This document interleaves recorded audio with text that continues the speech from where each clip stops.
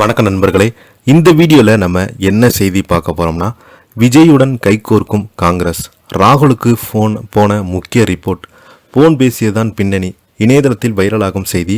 வாங்க என்ன தகவல் என்ன செய்தின்னு இந்த வீடியோவில் விரிவாக பார்க்கலாம்.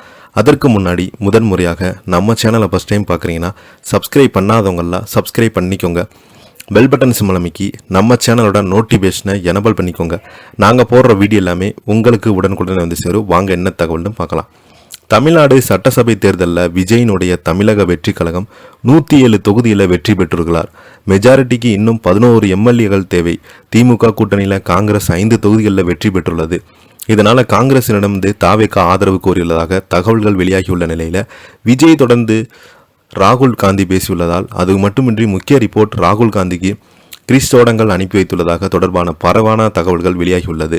தமிழக சட்டசபை தேர்தல் முடிவுகள் வெளியானாலும் கூட இன்னும் பரபரப்பு குறையல. திமுக அதிமுக கூட்டணியில் தோல்வியடைந்த நிலையில் விஜயினுடைய தமிழக வெற்றி கழகம் 107 தொகுதியில் வெற்றி பெற்றிருக்கிறது. யாருக்கும் மெஜாரிட்டி கிடைக்கவில்லை. தமிழகத்தில் மெஜாரிட்டிக்கு 118 எம்எல்ஏக்கள் தேவை. ஆனால் விஜயிடம் 107 எம்எல்ஏக்கள் தான் இருக்கிறாங்க. இதனால் விஜயினுடைய தாவேகா பிற கட்சிகளுடன் ஆதரவு கோரும் வகையில் காய்களை நகர்த்தி வருகிறது. அந்த வகையில் திமுக கூட்டணியில் உள்ள காங்கிரஸ் கட்சி 5 தொகுதியில் வெற்றி பெற்றிருக்கிறாங்க. மதுரை மாவட்டம், மேலூர், கன்னியாகுமரி மாவட்டம், விலாங்கோடு, கிள்ளியூர், குளச்சல், மயிலாடுதுறை உள்ளிட்ட 5 தொகுதிகளில் வெற்றி பெற்றிருக்கிறாங்க. இவங்க ஆதரவு அளித்ததால் தாவேகாவுக்கு 112 ஆக உயரும்.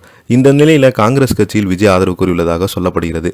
இது பற்றி தமிழ்நாடு காங்கிரஸ் மேலிட பொறுப்பாளர் கிரீஸ் அவர்கள் இன்று கேள்வி கேட்க போது அதற்கு அவர் தமிழகத்தில் அடுத்த நடவடிக்கை பற்றி கலந்து ஆலோசித்து முடிவெடுக்கப்படும்.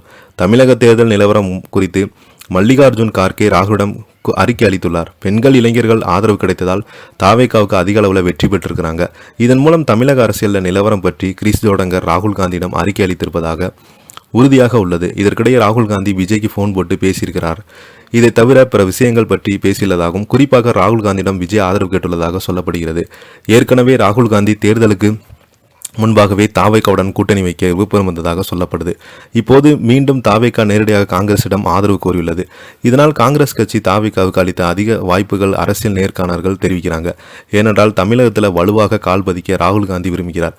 ஆனால் திமுக கூட்டணி உரிய அங்கீகாரம் கிடைக்கல என்று நினைக்கிறாங்க. இதனால் எதிர்காலத்தில் தாவேகாவுடன் இணைந்தால் தமிழகத்தில் காங்கிரஸை வலுவாக்க முடியும் என ராகுல் காந்தி கணக்கு போடுவதாக சொல்லப்படுகிறது. இருப்பினும் தாவேகாவுக்கு ஆதரவு குறித்து தற்போது வரை ராகுல் காந்தியை அல்லது காங்கிரஸ் மேலிடமோ எதுவுமே சொல்லலை. இதற்கிடையே தான் விஜயிடம் பேசியது பற்றி ராகுல் காந்தி தனது எக்ஸ்தல பக்கத்தில் குறிப்பிட்டிருக்கிறாரு. நான் விஜயிடம் பேசினேன். தாவேகாவின் இந்த அற்புதமான வெற்றிக்கு வாழ்த்து தெரிவிக்கிறேன்.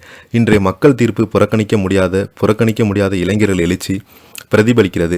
தமிழ்நாடு புதுச்சேரி காங்கிரஸ் தொண்டர்கள் கடின உழைப்புக்கும் ஆதரவுக்கும் எனது மனமார்ந்த நன்றிகள். தமிழ்நாடு புதுச்சேரி மக்கள் பாதுகாப்பு சேவைக்காக காங்கிரஸ் தொடர்ந்து பாடுபடும் என ராகுல் காந்தி அந்த அறிக்கையின் வாயிலாக தெரிவிச்சிருக்கிறாரு. இதை பற்றி நீங்கள் என்ன நினைக்கிறீங்க? கீழே உள்ள கமெண்ட் பாக்ஸில் மறக்காமல் பதிவிடுங்க. இந்த வீடியோ பிடிச்சிருந்தால் லைக் பண்ணுங்கள், ஷேர் பண்ணுங்கள். நன்றி.